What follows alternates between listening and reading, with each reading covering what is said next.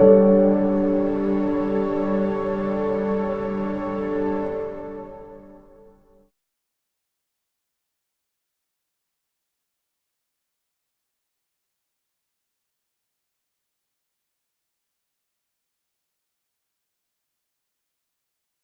right, everybody, you know what time it is again. It's time for the Marlin Show with the wizard Marlin Gross. What's up, Blow? How you doing, buddy? What's going on? I'm doing all right. How's my wig look, bro? You look fine, brother. Sweet. All right, this is another segment where we're going to answer your questions. Let me just cruise in a little closer here. We got a couple questions for you, Marlin. The first one is actually a continuing conversation between Cost 22 US and Marlin about Penn State and Bill O'Brien and Christian Hackenberg. Here's what Cost 22 US replies with. In regards to Hackenberg, he did have to throw it a lot, and he is, after all, a freshman. Plus, when you can't run the ball, that's obviously going to affect the passing game. But he definitely needs to get a little more accurate. He seems to throw the ball 900 miles an hour on a 4-yard pass, which he can get away with if it's to Robinson. But you can't throw him like that to the big tight ends. Also in the Michigan game, threw a lot to Belton at his feet and or behind him. He'll get better, though. What do you got to say?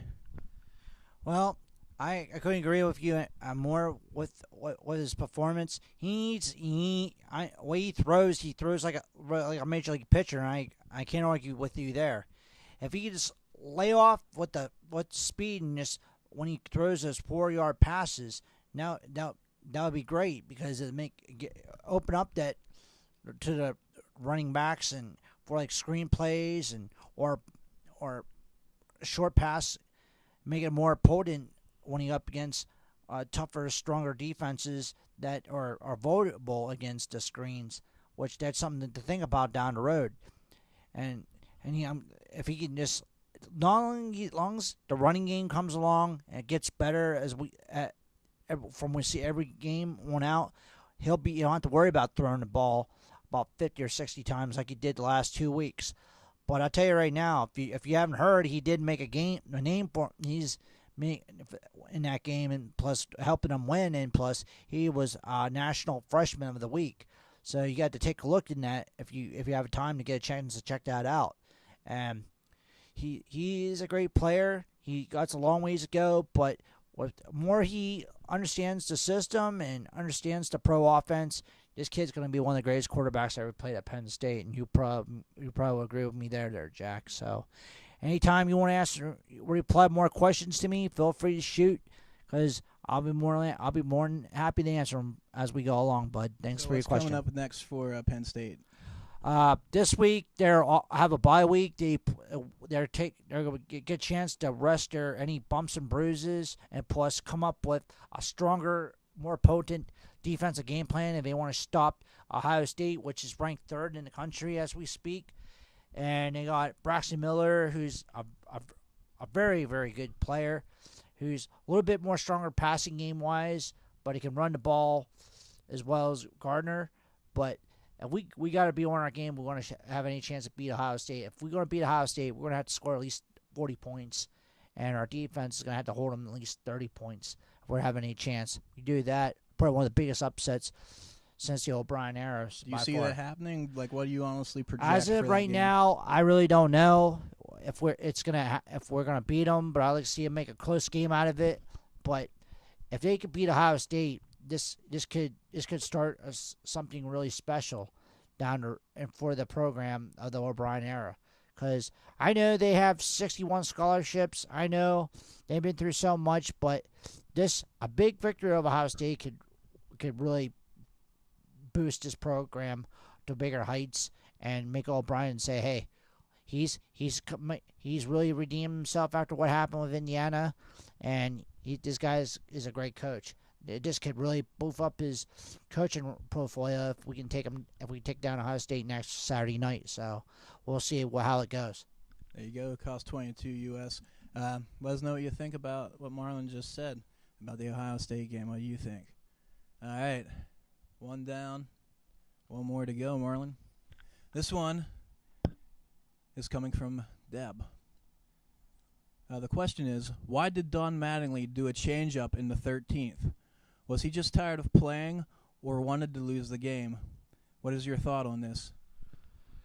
Well, what he was trying to do was he was trying to get more speed on the base pass and try to predict that the guy who was pitch running for Adrian Gordon would steal a base and move the runner to third base and make it easier for a long sacrifice fly or a ground out to score the winning run. They would have won that game, but it didn't go his way.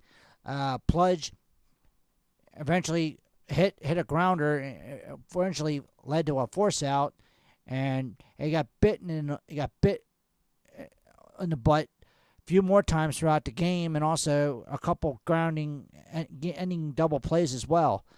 And sometimes you could be the hero, sometimes you have to be the GOAT. It's what Mattingly was trying to do, was trying to go for the win. But things don't always go that way in a game of baseball.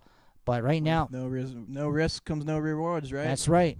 And sometimes you win them, sometimes you lose them. Mattingly, he's still new at this managing bid, and see if he can take down the Dodgers.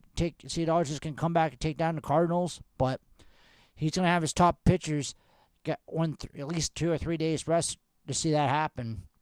And they have to be ready to go if they want to take down the Cardinals, because the Cardinals aren't hitting the balls as well as they used to in this series.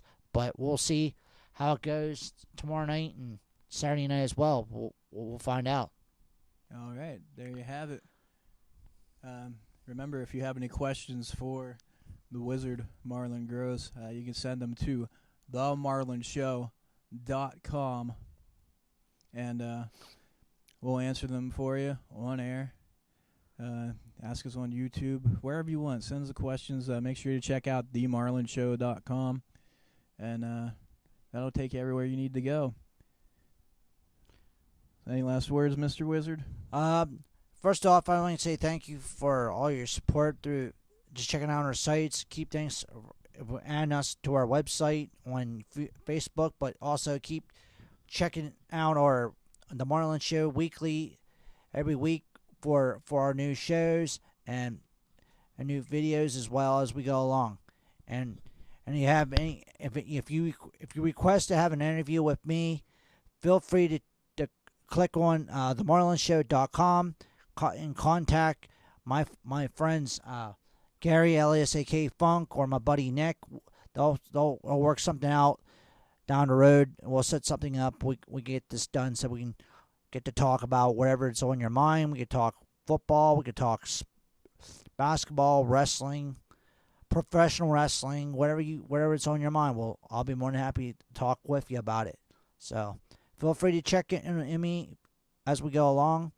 And you guys have a great night. I'll talk to you real soon. Have a good night, everybody.